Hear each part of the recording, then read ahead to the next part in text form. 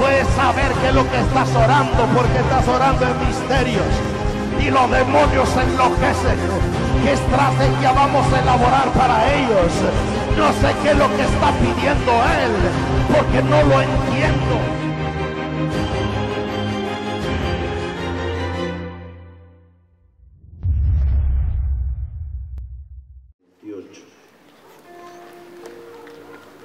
Hebreos 12:28.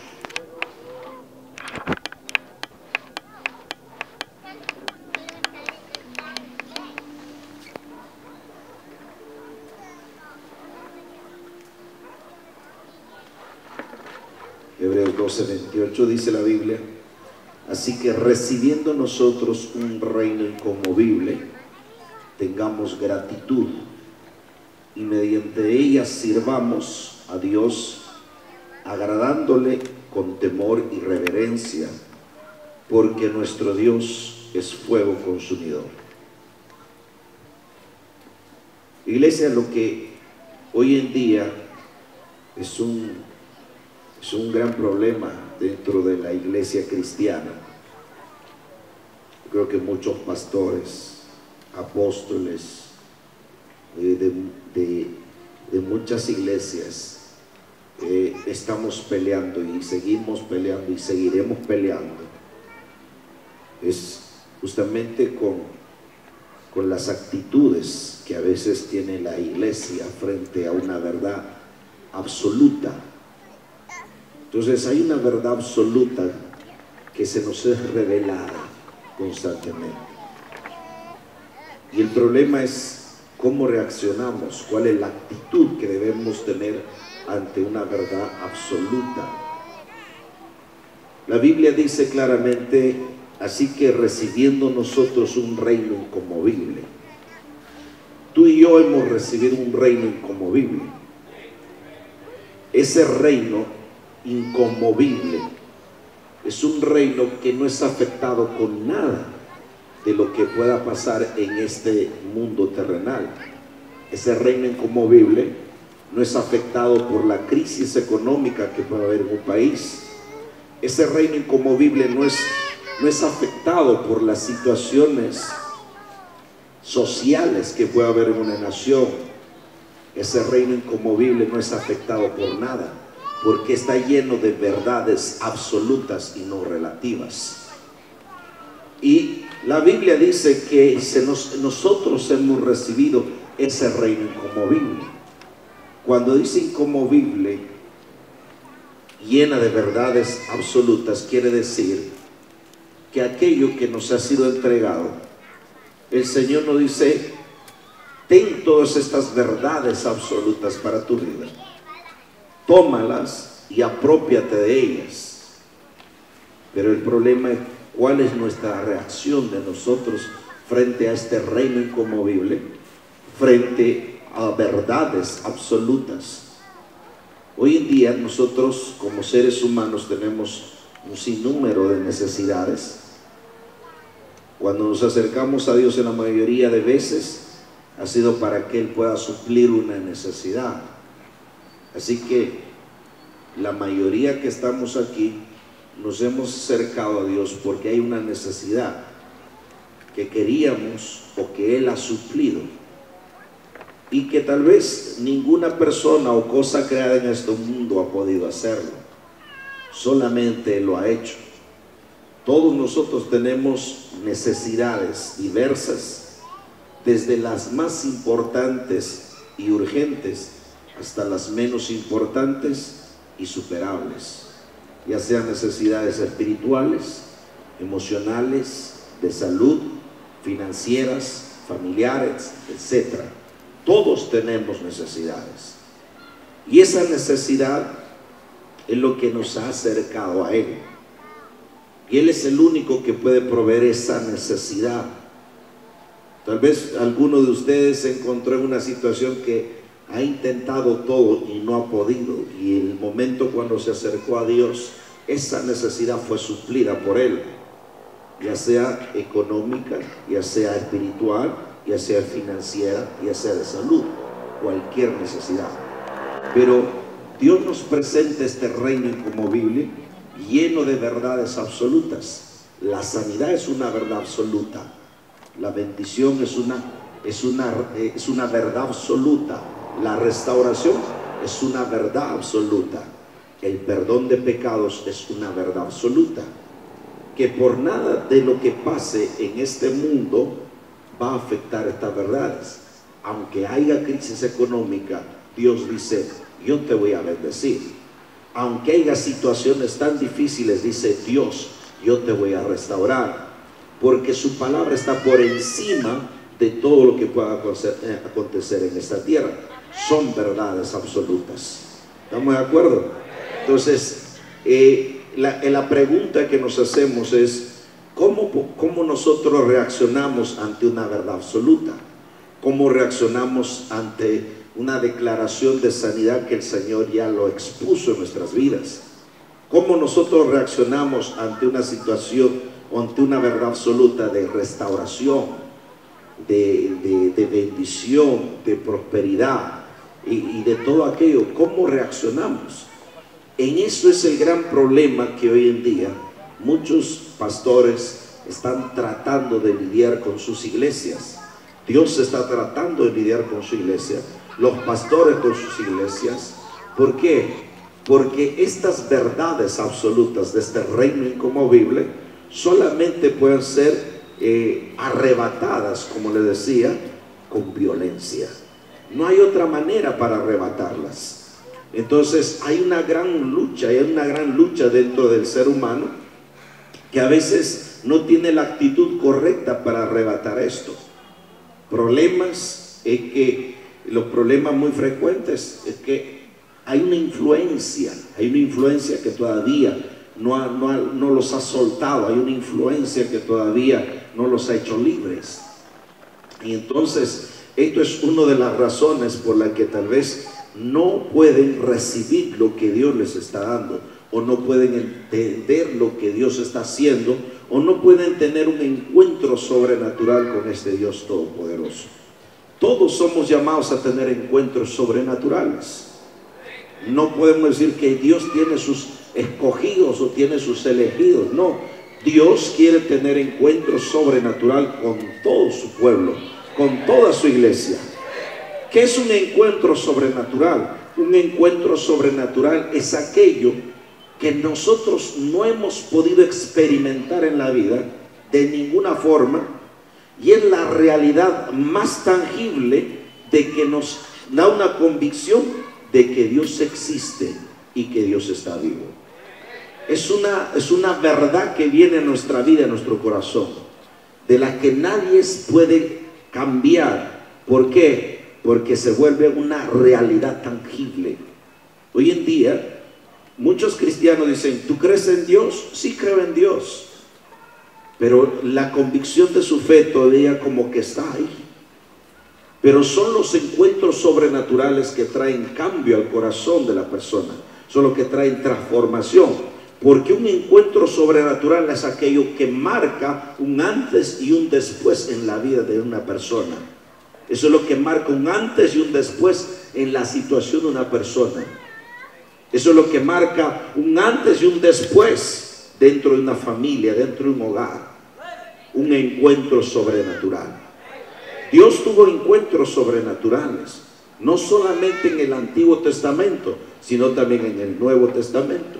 En el Antiguo Testamento Dios tuvo un encuentro sobrenatural con Moisés en la zarza ardiente. Y ahí tuvo un encuentro sobrenatural. Todos conocían a Dios de una forma, tal vez vamos a llamarlo religiosa, que Dios estaba muy lejos, hasta que Dios se presentó delante de Moisés y le habló cara a cara. Eso es un encuentro sobrenatural. Es algo que no lo encontramos comúnmente, es algo que no es experimentable por muchos. Un encuentro sobrenatural que tuvo el apóstol Pablo fue cuando iba rumbo a Damasco y estaba, dice, en su caballo, yendo a perseguir más cristianos, hasta que una luz se deslumbró desde el cielo y le dijo: Saulo, Saulo, ¿por qué me persigues? Y él cayó, dice, de su caballo, cayó en el piso completamente enceguecido por la luz y dijo: ¿quién eres tú? Y Esaú le contestó: soy yo, Jesús, al quien tú persigues. Esos son encuentros sobrenaturales. ¿Estamos de acuerdo, iglesia? Encuentros sobrenaturales. Tú tienes que tener una experiencia de primera mano, que tú dices: Dios existe, y no porque te lo haya dicho el hermano, ni te lo haya dicho el pastor, ni te lo haya dicho el líder de Casa de Paz, sino porque tú has tenido un encuentro sobrenatural con Él. Tú has tenido un encuentro sobrenatural con Él. ¿Estamos de acuerdo, iglesia? Eso es lo que hoy en día falta a la iglesia. ¿Por qué todavía alberga duda en tu corazón? ¿Por qué todavía en tu mente ciertamente hay dos pensamientos que están claudicando siempre? Es porque tú no has tenido un encuentro con Dios. Por eso que todavía entra la duda, la incredulidad, porque escuchaste por ahí: Dios no existe. Otros te dicen: pero Dios es así. Y como tú no has tenido un encuentro con el Señor, solamente le conocías, como decía Isaías, de oídas nada más te conocía, Señor. Y el creyente se conforma con conocer a Dios de oídas, porque me predicó fulanito, porque me predicó sultanito, porque me predicó el pastor, porque me predicó el líder, por eso lo conozco a Dios. Eso no debe ser suficiente para ti. Eso solamente es la preparación y el empujarte a que tú tengas un encuentro sobrenatural con el Dios Todopoderoso. Y tú tienes que tener ese encuentro de primera mano. ¿Me entiendes, iglesia? Dile a aquel que está a tu lado: tú tienes que tener un encuentro sobrenatural con Dios. Hoy en día hace falta encuentros sobrenaturales, donde Dios y el hombre tengan un encuentro, puedan encontrarse, El cristianismo es un estilo de vida que Jesús trajo hace 2000 años a esta tierra. ¿Están entendiendo, iglesia? Dile a aquel que está a tu lado: busca esos encuentros sobrenaturales.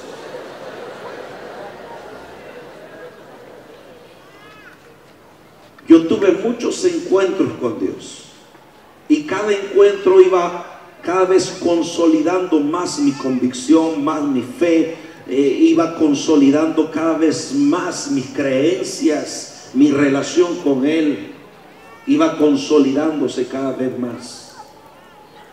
Encuentro tras encuentro, tras encuentro, tras encuentro. Encuentros que uno lo deja marcado en el corazón, porque dice: qué tremendo fue ese momento cuando le estaba adorando y tuve un encuentro con Él. Uno de los tantos encuentros que yo he tenido con el Señor, uno de esos tantos encuentros, fue ese encuentro que tuve ahí cuando el apóstol Maldonado estaba ministrando en Brasil. Tuve un encuentro y estábamos en la primera fila y él estaba predicando. Y cuando comenzó a ministrar, comencé yo a buscar. Y en esa primera silla tuve un encuentro fuerte. Yo no podía dejar de llorar. Yo no podía dejar de esas lágrimas, se me salían y me salían y me salían. Y es como que Él empezaba a limpiar mi corazón de tantas cosas. Comenzaba a ministrarme, comenzaba a liberarme, comenzaba a consolarme, comenzaba a renovarme cada parte de mi cuerpo. Después de ese encuentro yo no fui igual. Tuve otro encuentro, tuve encuentros aquí, tuve encuentros también cuando fui allá en México. Yo no podía. Y es que cuando buscas, y por eso les decía a algunos muchachos, les decía, el encuentro sobrenatural que fue en México el año pasado, fue un encuentro pero impresionante. Pero esos encuentros no vienen por venir, vienen por causa de la búsqueda del pueblo de Dios. Nosotros como equipo como el equipo del apóstol Maldonado, nos asignaban ciertas graderías, eran hasta 6 anillos que había en esa arena, 6 pisos. Y yo con otro pastor estábamos asignados en el 4.º piso. Y en ese anillo, por más que era arriba las graderías, en el 4.º piso, la gente buscaba desesperadamente, clamaba desesperadamente, se desesperaba por la presencia de Dios. Tanto era el hambre que tenían allá en México la gente, que la presencia y la gloria de Dios descendió, que literalmente te puedo decir que yo estaba con el pastor Marco al lado y que descendió la gloria y no pudimos mantenernos en pie y caímos literalmente de rodillas. No podíamos resistir.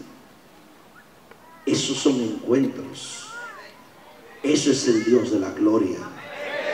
No es algo que te aprendiste, no es algo que te enseñaron. Esos encuentros sobrenaturales son los que marcan la diferencia. Y cuando esos encuentros pasan, tú dices, cada vez más mis convicciones se afirman más en Dios. Es difícil que alguien te haga dudar de algo que estás viviendo. Es difícil que alguien te haga claudicar en tus pensamientos de algo que tú has experimentado. Y hoy en día a la iglesia le hace falta encuentros sobrenaturales.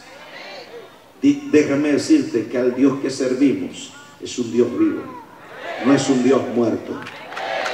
Los dioses muertos están 3 metros bajo tierra, pero al Cristo vivo que yo sirvo, Él está a la diestra de Dios Padre. El Padre está en su gran trono y el Dios de la gloria está vivo. El Espíritu Santo está en esta tierra para ayudar a la iglesia al avance y al crecimiento del reino de Dios. Dile a aquel que está a tu lado, dile, tienes que tener un encuentro con Dios.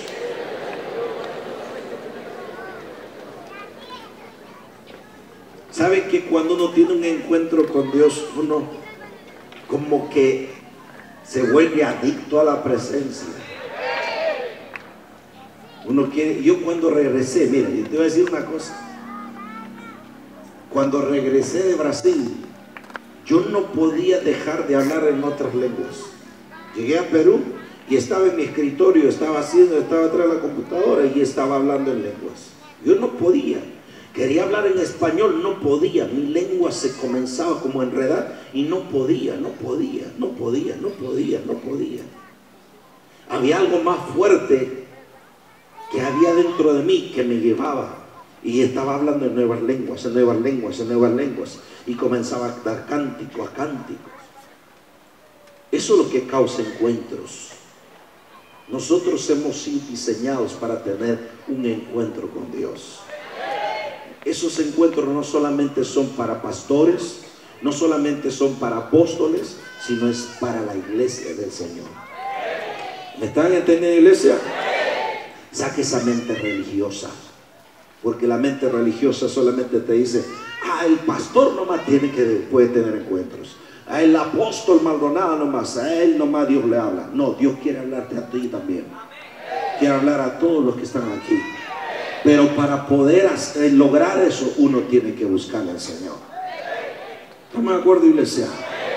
Ahora, cuando el creyente tiene que, ¿cómo reacciona el creyente para poder enfrentar estas situaciones que lamentablemente quieren traerte abajo, estas verdades absolutas? ¿O cómo es que equivocadamente el creyente reacciona sabiendo verdades absolutas y tal vez ante verdades relativas? ¿Sabes que el sistema de este mundo está lleno de verdades relativas? ¿Saben? ¿Amén o no amén? Este mundo está lleno de verdades relativas. Que son verdades relativas, son aquellas que de alguna manera cambian, sufren tal vez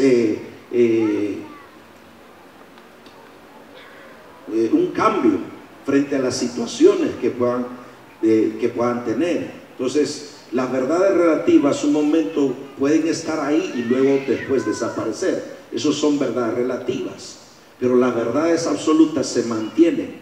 no sufren ningún cambio, ningún deterioro. Entonces las verdades relativas de este mundo, por ejemplo, alguien puede decir, una verdad relativa, puede decir, mira, tengo casa, es una verdad relativa, viene el hueco, se lo lleva, ya no tienes. ¿Están entendiendo? Es así, este mundo está lleno de verdades relativas. Tú puedes decir, hoy tengo mucho dinero, hoy lo tienes, pero tal vez mañana no lo puedes tener. Son verdades relativas. Alguien puede decir, no, yo estoy bien de salud, y mañana no lo puedes tener. Son verdades relativas. Hoy tú puedes decir, mira, hoy me casé y me uní a la persona que más amaba, y es una verdad relativa, porque hoy puedes estar unido y mañana pasado o de aquí a un año separado, divorciado. ¿Me están entendiendo? El mundo está lleno de verdades relativas, pero el reino de Dios está lleno de verdades absolutas. Ahora, las verdades relativas son las que causan inestabilidad en la vida del ser humano, y las verdades absolutas son las que causan seguridad en la vida del creyente. Entonces, si tú te afirmas y te agarras de estas verdades absolutas, lo que tú vas a tener seguridad. En otras palabras, vas a tener fe. Por eso cuando tú crees en la sanidad, comienzas a actuar en fe, porque eso trae seguridad a tu vida. Pero como estás lleno de verdades relativas, hay mucha inseguridad dentro de ti, y esa inseguridad siempre se convierte en temores, en miedos, en fobias, en inseguridades. Este mundo está diseñado, les vuelvo a repetir, está diseñado el sistema de este mundo para traer inseguridad al ser humano, pero el reino de Dios está diseñado para traer seguridad al creyente. ¿Estamos de acuerdo? Alguien que está en el reino puede pisar firme y decir, no me va a pasar nada y no me va a suceder nada. Si tú estás encima de ese reino inconmovible, tenlo por seguro que no va a suceder nada. ¿Estamos de acuerdo, iglesia? Entonces mira, yo te digo una cosa, tenemos muchas situaciones que nos han llevado hacia tener inseguridad y miedos y todo aquello. ¿Por qué? Porque tu vida estaba sostenida por verdades relativas y no verdades absolutas. ¿Cómo tú reaccionas ante una verdad absoluta? Lamentablemente hay creyentes que reaccionan con apatía. ¿Por qué? Porque hay verdades absolutas que se te tienen que ser impartidas a tu vida. ¿Cómo puedes saber tú una verdad absoluta si no hay quien te lo diga? Tú tienes que ser impartido de esa verdad absoluta. ¿Estamos de acuerdo? Jesús dijo, y conoceréis la verdad, y conoceréis la verdad, y la verdad os hará libres. Cuando tú conoces esa verdad de Jesús, la verdad de Jesús es una verdad absoluta.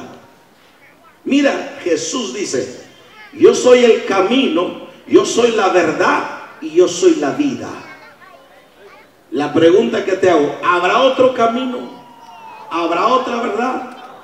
Él es la única verdad absoluta. Las demás son verdades relativas. Ahora, cuando nosotros estamos frente a una verdad absoluta, ¿cuál es el problema del creyente? ¿Por qué no hay un cambio en su vida? ¿Por qué no hay una transformación en su vida? Número uno, esperamos que el diablo nos destruya por la falta de conocimiento del evangelio a toda criatura. Y número dos, hacer discípulos a todas las naciones. Y el hacer discípulos tiene que ver con ministrar esa verdad al pueblo de Dios. Porque tú no vas a saber cuál es la verdad si no haya alguien que te lo diga. Mira que hay gente en las iglesias que han estado por años enfermas y no conocen o no se apropian de una verdad que es la sanidad. Dice la Biblia, Romanos 10:14.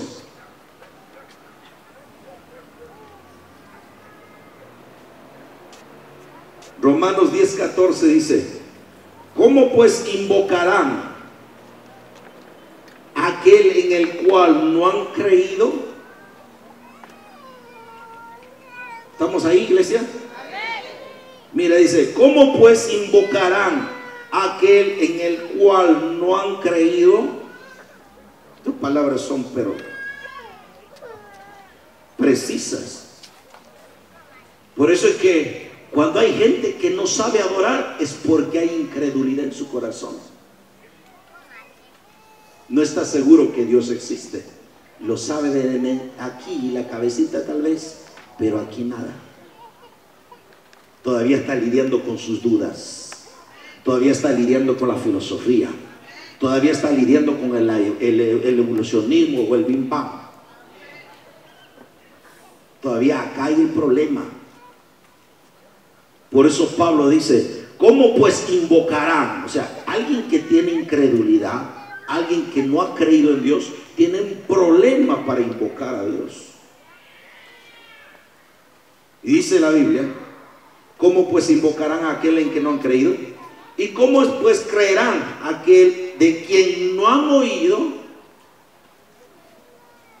¿Y cómo oirán sin saber quién les predique? ¿Y cómo predicarán si no fueren enviados? Como está escrito: cuán hermosos son los pies de los que anuncian la paz, de los que anuncian buenas nuevas. En otras palabras, lo que dice el apóstol Pablo dice: cuán hermosos son los pies, o cuán hermoso es la vida de aquellos que están anunciando el santo evangelio de Jesucristo, los que anuncian las verdades absolutas del reino de Dios. Jesús vino hace 2000 años a traernos ¿qué? Las buenas nuevas. Evangelios es la palabra buenas nuevas. Lo que vino Jesús a predicarnos hace 2000 años y quedó plasmado en los evangelios son las buenas nuevas. ¿Y cuáles eran esas buenas nuevas? Las buenas nuevas era que Jesús le estaba diciendo a la gente: mire, hay una cultura del reino que va a hacer que los enfermos sean sanos, que los leprosos sean limpiados, que los ciegos vean, que los sordos oigan, que los mudos comiencen a hablar. Son las buenas nuevas. Nadie conocía ese mensaje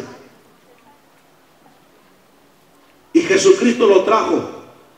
Siempre hay buenas nuevas en el reino de los cielos, en ese reino inconmovible. Siempre hay buenas nuevas. ¿Estamos de acuerdo, iglesia? Siempre hay buenas nuevas. Ojo, escucha bien lo que dice la Biblia. Son buenas y son nuevas.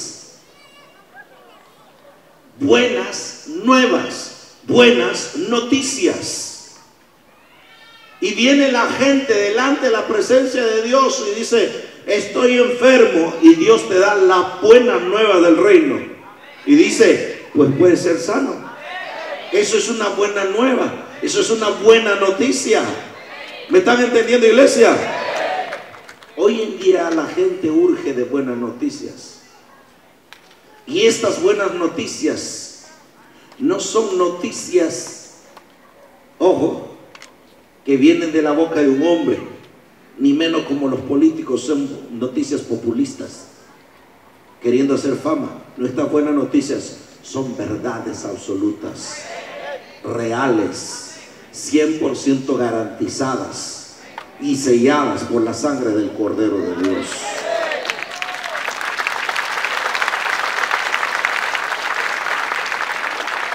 ¿Estamos de acuerdo? Ahora, ¿cuál es el problema? ¿Por qué hay gente con apatía? ¿Por qué la gente no se apropia de estas verdades absolutas que son buenas nuevas, son buenas noticias? ¿Por qué? Número uno, Una de las razones es porque lamentablemente hay iglesias donde no existen discipulados. Sabiendo y conociendo que Jesús dijo: haced discípulos a todas las naciones, pero hay iglesias que no tienen discipulados. Es una desobediencia al mandato de Jesús. Y como en las iglesias no hay discipulados, pues al pastor se le ocurre predicar cualquier cosa y los creyentes creer lo que sea. Por eso hay cristianos tan perdidos, porque no hay discipulado. El discipulado es la forma de entrenamiento y equipamiento del pueblo de Dios.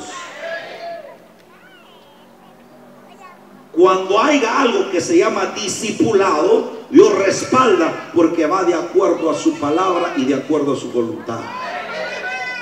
Mire, yo te digo una cosa. Ahí puede haber iglesias que dicen: no, ¿para qué discipulados? Si en los cultos enseñamos. Una cosa en los cultos y otra cosa son discipulados. Son dos cosas muy distintas, muy diferentes. Y hoy en día en las iglesias, hay iglesias que se han desviado de su objetivo principal y se han olvidado de una de las comisiones que Jesucristo nos dejó: hacer discípulos a las naciones. O sea, ¿cuál es el problema? ¿Por qué hay gente enferma en las iglesias? Porque no hay discipulados. Porque en el discipulado te van a enseñar, así como les enseñé este viernes, los 10 aspectos del intercambio divino en la cruz del Calvario, que Jesús recibió nuestra enfermedad y Él nos entregó la salud y la sanidad. ¿Me entiendes? Pero si la gente no supiera que ahí hay sanidad, entonces por falta de discipulado, ¿qué haría la gente? Seguir enferma. Por eso que dice: la verdad, conoceréis la verdad, y la verdad, y la verdad, y la verdad, y la verdad. Cuando tú estás esclavo de la enfermedad y te es anunciado una verdad absoluta, tú estás sano. ¿Quién te ha dicho que tienes que estar enfermo? Jesús ya llevó tu enfermedad en la cruz. Eso es una verdad. Y tú conoces esa verdad. Esa verdad te hace libre de la enfermedad. Cuando tú conoces una verdad y estás andando en pobreza y Jesucristo te dice: yo me hice pobre para que tú seas enriquecido, esa verdad te hace libre, libre del espíritu de pobreza. ¿Cuántos dicen amén? Tomen asiento.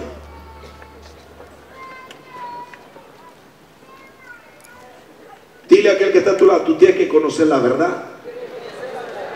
Y no una verdad relativa, sino una verdad absoluta.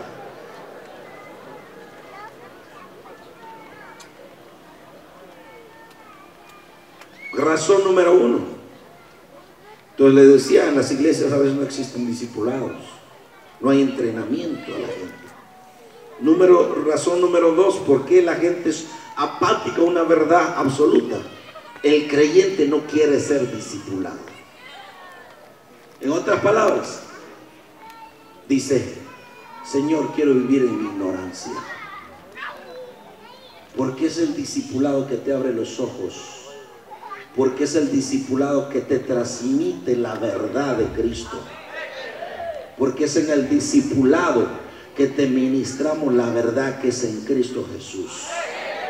Pero alguien dice: no quiero discipulado. Entonces vive esclavo del pecado, vive esclavo del diablo. Sigue viviendo ahí,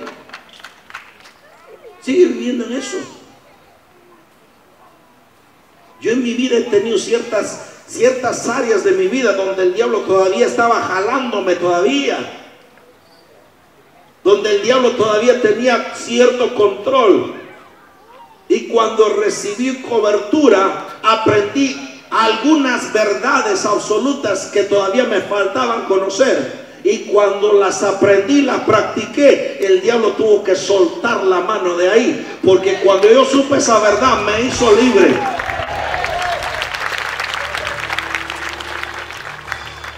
¿Me entienden? Yo andaba sin visión antes de tener la cobertura. A la iglesia la llevaba como se me antojaba. Vamos por acá, vamos para Huancayo. No, mejor no, para Tarma. No, no me gusta estar mal. Vamos para la Merced. Pobres miembros, no sabían dónde. Y en esa área el diablo como que estaba jalando ahí. Hasta que recibí cobertura, recibí paternidad y me dijo el apóstol, esto es la visión, eso es tu destino, ya no es ni Huancayo ni Tarma, ese es tu destino, lleva tu iglesia ahí. ¿Me entienden? A su nombre. Hay creyentes que no quieren ser discipulados, quieren estar en su ignorancia, por eso son apáticos. No pueden apropiarse de una verdad absoluta. Y número 3, el creyente no es consecuente con el discipulado. Es como hacía aquel, me hace recordar a mis tiempos de estudiante cuando estaba en el colegio, en la escuela. Primeros días, cuaderno nuevo, letra bonita, lapicero punta fina. Pero conforme va pasando los meses, ya no hay punta fina, ya es garabato, ya no hay cuaderno bonito, ya no hay bien pintado, sino todo hecho una miseria el cuaderno. Y de la misma forma hay discípulos a primera clase, esto sí, pasa a la siguiente clase, ya está faltando, ya no viene. ¿Qué pasó? No, está cansado, está desanimado, ya no quiere ir al discipulado. Eso es ser un creyente no consecuente con su discipulado. Y al ser tú no consecuente, nuevamente la ignorancia. ¿Sabes cuál es una de las armas más fuertes que tiene el Satanás? Es que la iglesia viva en su ignorancia. La ignorancia es lo que nos destruye, tanto espiritualmente, tanto naturalmente. Si tú no sabes tus derechos como ciudadano, te atropellan todo tintito. ¿Sí o no? Hasta te pueden quitar la... Te embargó la casa, te embargó la salud, te embargó el matrimonio, te embargó el marido, te embargó sin tener derecho, ilegalmente lo hizo. Pero cuando tú sabes tus derechos, tú le dices al diablo, un momentito, ¿a dónde estás yendo tú? ¿A dónde estás yendo tú?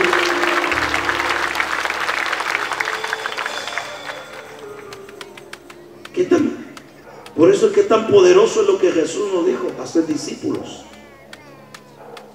Entonces, 3 razones por qué la gente está apática. Número 1, porque en las iglesias tal vez no hay discipulado. En el caso de esta iglesia, ustedes saben que tenemos discipulado hasta por gusto. Razón número 2, que la gente no quiere ser discipulada. Ay, qué flojera, ir los viernes, ir los martes, qué flojera.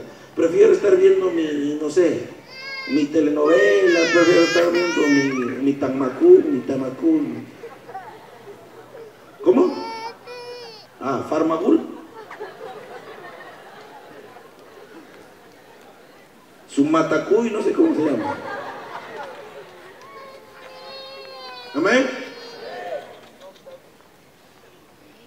Por eso es una de las armas que usa el diablo muy fuertemente, que es la ignorancia. Amén. Entonces hay gente que reacciona apáticamente. Dile que al que está a tu lado, no seas apático. Hay una verdad absoluta que te corresponde, que te pertenece, y no seas apático.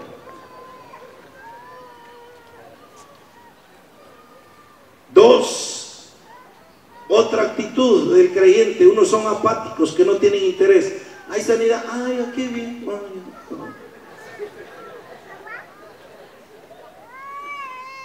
El otro dice, sí, Dios te va a prosperar, te va a decir, sí, hay prosperidad.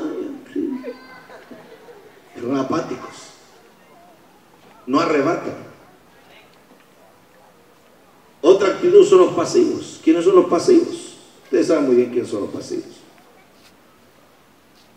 ¿Qué pasa con los pasivos? Dice, dejan que el diablo los destruya, no por falta de conocimiento, sino por falta de aplicar el conocimiento. Esos son los pasivos. Conocen, saben que tengo que arrebatarlo mi sanidad y tengo que hacer un esfuerzo. Conocen, pero no lo hacen. Ay, qué flojera. Bueno, ¿quién no muere de cáncer? ¿No?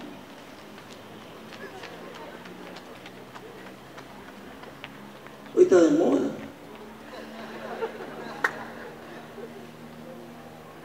Otros dicen, no, pero me puedo ir al infierno. Dice que bonito. A mí me han contado que en el infierno abajo dice hay discotecas, hay nightclubs, hay juegos de azar, hay lugares de apuestas.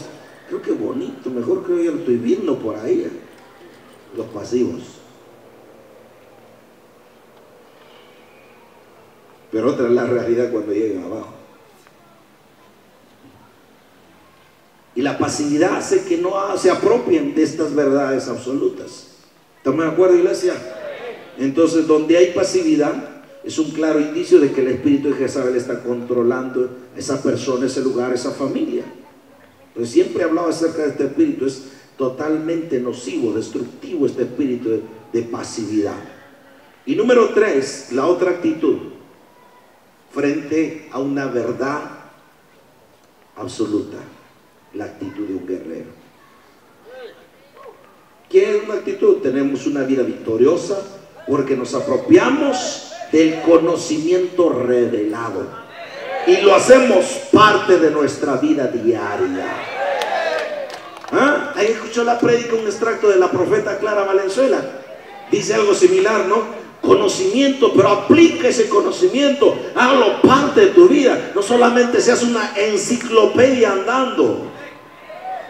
Entonces el guerrero tiene la actitud de ¿qué? De aprender y comenzarlo a aplicar. Les hablé la semana pasada de cómo activar el espíritu de guerra a través de las debilidades, y muchos tal vez ya están en eso ya. ¿Estamos de acuerdo? Están en eso. Mira lo que dice la Biblia, Salmos 18:35. Me diste a sí mismo el escudo de tu salvación, tu diestra me sustentó y tu benignidad me ha engrandecido. Ensanchaste mis pasos debajo de mí y mis pies no han resbalado. Perseguí a mis enemigos y los alcancé y no volví hasta acabarlos. ¿Me están entendiendo, iglesia? O sea, en otras palabras es que hasta que no vean mis ojos naturales una realidad, la verdad absoluta hecho realidad, entonces no voy a descansar, no voy a descansar, no voy a descansar, no voy a descansar. ¿Estamos de acuerdo, iglesia? La sanidad es una verdad absoluta, y hasta que tus ojos naturales no lo vean en tu cuerpo, sigue peleando, sigue peleando, sigue peleando, sigue peleando, sigue orando, sigue intercediendo, sigue, y no te des por vencido, no te des por vencido, no te des por vencido. Amén. Por eso el salmista David dice, perseguí a mis enemigos, lo alcancé y no volví hasta acabarlos. Los herí de modo que no se levantasen, cayeron debajo de mis pies. Knockout. ¿Estamos de acuerdo, iglesia? Eso es la iglesia que Jesús quiere. Mira, imagínense cómo sería si la iglesia, las iglesias fueran así. Alguien está con una enfermedad y dale, hasta ver la sanidad, la bendición, cualquiera de las áreas donde ha sido golpeado en esta vida. David no regresó sino hasta que encontró la victoria, creyó y tomó lo que le pertenecía. Así que para ser un guerrero tiene que haber dos requisitos importantes. Número 1, la actitud, y número 2, el carácter. ¿Qué es la actitud? Una actitud es una predisposición interna o estado de ánimo de una persona cuando enfrenta problemas, crisis, presiones y situaciones difíciles en esta vida. Es la predisposición. Y 2, el carácter. ¿Qué es el carácter? Es el asiento moral de una persona, es la vida interna, es lo que eres dentro en realidad, es la combinación de cualidades que distinguen a una persona y demuestran en acción cuando el individuo esté bajo presión. ¿Cómo reaccionas cuando estás bajo presión? Pregúntale a qué está a tu lado. ¿Cómo reaccionas cuando estás bajo presión? Dios no existe, Dios no está aquí, Dios se olvidó de mí, que este por el otro, y Dios no me ama. ¿Ah? ¿Cómo reaccionas cuando estás bajo presión? Y a veces, mentiras me han dicho, vaya a la iglesia, peor está viniendo, problemas. Ese es tu carácter. Tiene que ser formado. Y como Pablo decía, he aprendido a estar contento cualquiera que sea mi situación. Contento, feliz. ¿Qué pasó, hermano? ¿Estás feliz de ganar la lotería? No, estoy en pruebas.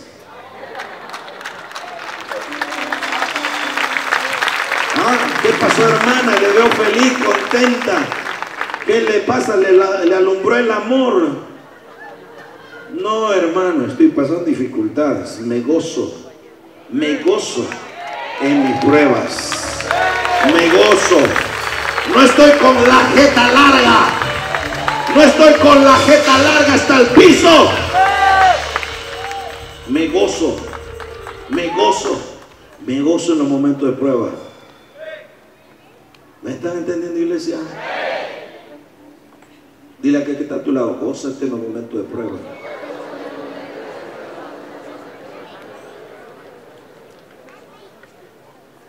Y con esto quiero terminar. ¿Cuándo Jesucristo te prometió que tu vida en esta tierra iba a ser feliz? Él no te dijo eso. Una cosa es gozo y otra cosa es felicidad. Y Jesús dijo algo así: en este mundo tendréis aflicción. Desde ahí prepárate. Dile a aquel que está a tu lado, en este mundo tendréis aflicción. Para aquellos que piensan que cuando nada se convierte a Cristo, las cosas están yendo bien al comienzo y después suceden ciertas cosas. Prepárate, porque ya estás comenzando a caminar en los caminos de Cristo. Amén. Estaban como Alicia en el país de las maravillas. Hasta que vino la prueba. Y lo que está en el país de Alicia de las Maravillas, pasó otra escena de Freddy Krueger.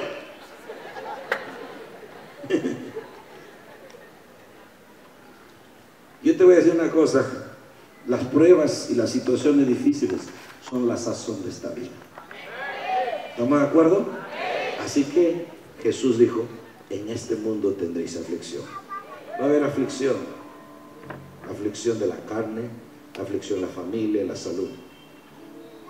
Y Jesús dice: pero recuerda, yo he vencido a este mundo. ¿Qué es lo que te está diciendo Jesús, iglesia? En este mundo tendréis aflicción. Este mundo te va a meter en serias pruebas, dificultades y todo aquello. Y vas a tener que pasar aquello. Y Jesús te dice también: pero también recuerda que yo he vencido este mundo, así que tú también puedes vencerlo. Pelea, iglesia, pelea. Ponte de pie, iglesia, y vamos a honrar a Dios en esta noche.